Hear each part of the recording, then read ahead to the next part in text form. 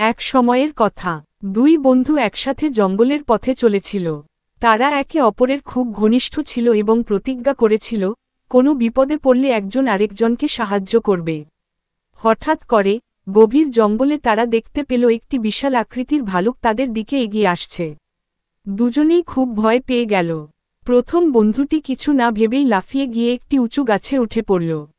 সে নিজের প্রাণ বাঁচাতে এতটাই ব্যস্ত ছিল যে তার বন্ধুর কথা একবারও ভাবল না। অথচ তারা এতদিন বলতো, আমরা সবসময় একে অপরের পাশে থাকব।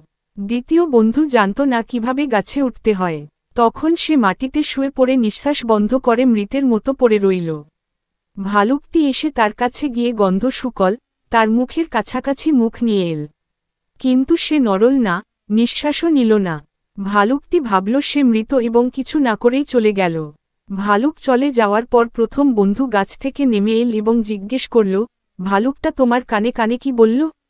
দ্বিতীয় বন্ধু উত্তর বলল, যে বন্ধু বিপদের সময় পাশে থাকে না, তাকে কখনো বন্ধু ভাবতে নেই। নীতি কথা, বিপদের সময় যে পাশে থাকে না, সে প্রকৃত বন্ধু নয়।